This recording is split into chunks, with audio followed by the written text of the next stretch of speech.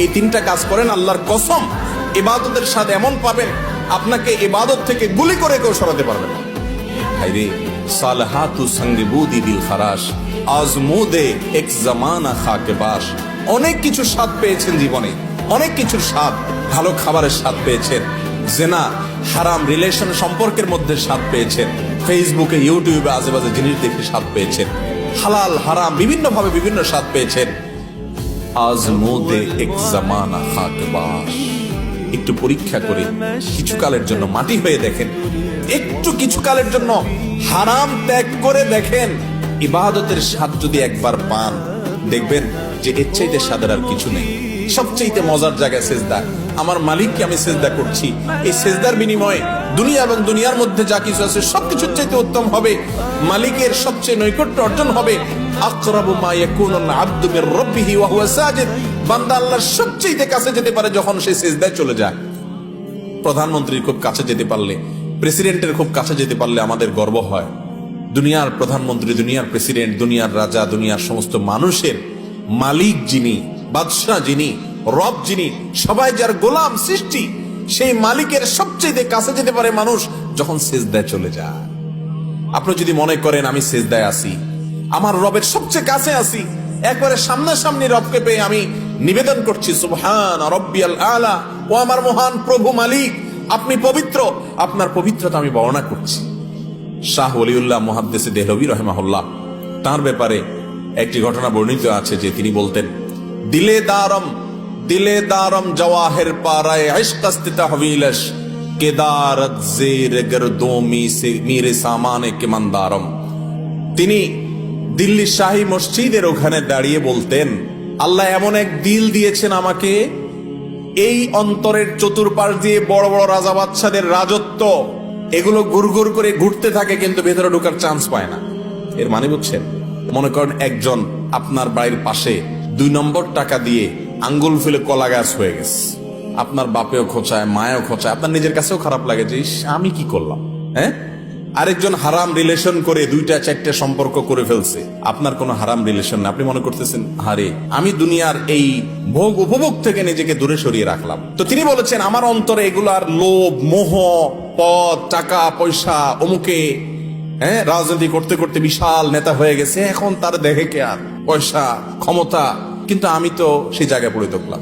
মনের মধ্যে এগুলা ঢুকতে চেষ্টা করে, এগুলার বড়ত্ব মনের ভিতরে ঢুকলে তখন আস্তে আস্তে সেগুলো করতে মনে চায়। তো তিনি বলেছেন এগুলো সব আমার মনের চতুর্পাশ দিয়ে ঢুকে কিন্তু ঢুকতে পারে না, কারণ কেদারত জের গরদোমি রেসামানে কামান ধারম। ও দুনিয়ার রাজা বাদশারা, ও মোগল সম্রাটেরা, আমি যে অন্তর রাখি, এই অন্তরে আল্লাহর ইবাদত করে যেই পরিমাণ নিজেকে ধনী মনে হয়, তোমাদের কাছে যত কিছু আছে এগুলো সব আমার কাছে তুচ্ছ মনে হয়, এগুলোর কোনো মূল্য আমার কাছে নাই, তোমরা এগুলো অনেক বড় কিছু মনে করতে পারো। মুসলমানের নজর হবে সেরকম, এগুলো কল্পকাহিনী মনে হবে।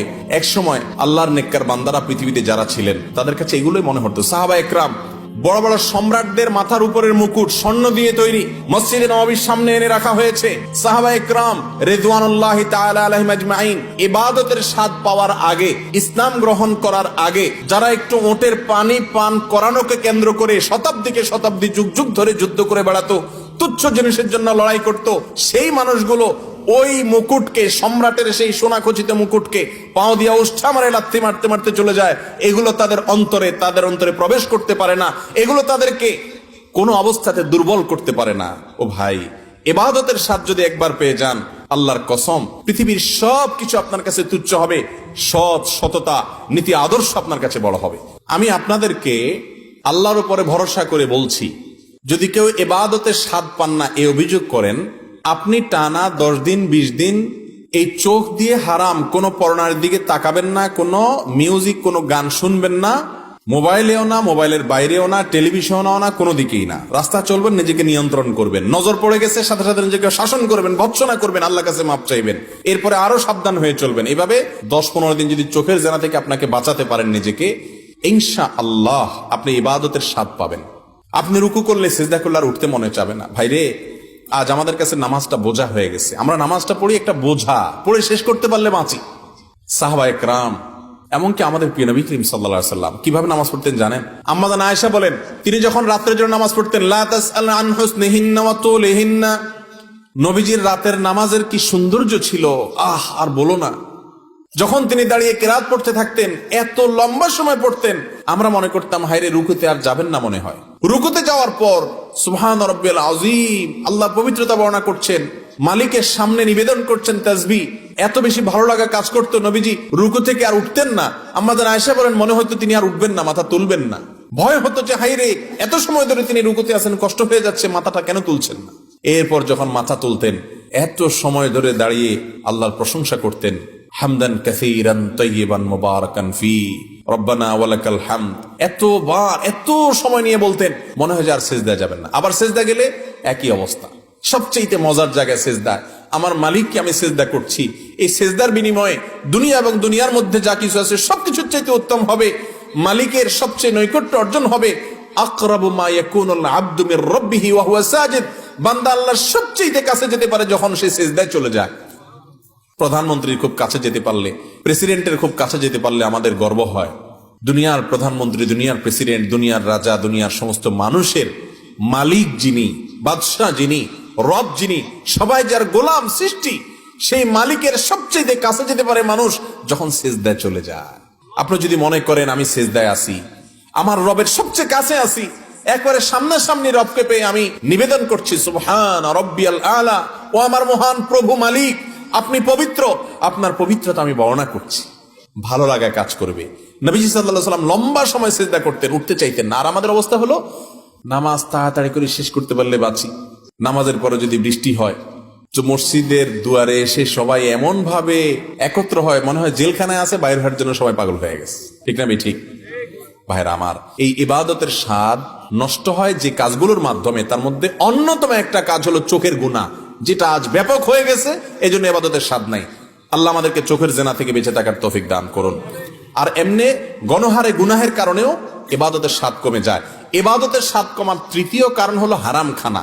আজকাল খাবারের মধ্যে এত ভেজাল, আল্লাহ মাফ করুক। ইমাম সাহেব বেচারা যে বেতনটা পায়, ওয়াজ করে হুজুর যে হাদিয়া পায়, ওই হাদিয়াও দেখা গেল যে যেসব মানুষ দিছে টিছে, সুদখোর, ঘুষখোর, টিনচোর, গমচোর, ডাকাত, রাহাজানি করেন না, আইল ঠেলা মানুষ, 2 নম্বরে ইনকাম করা মানুষ, চাঁদাবাজ, মাস্তান, এক একজনের ইনকামে এক এক ভেজাল। আবার কেউ আছে এগুলো কিছু করেন, আপনারা খুব হাসতেছেন মনে মনে, হুজুর সব বাঁশ দিয়ে ফেলতেছে।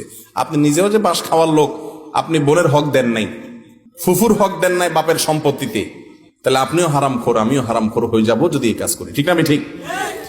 এই হারাম খাওয়ার কারণে ইবাদতে স্বাদ পাওয়া যায় না।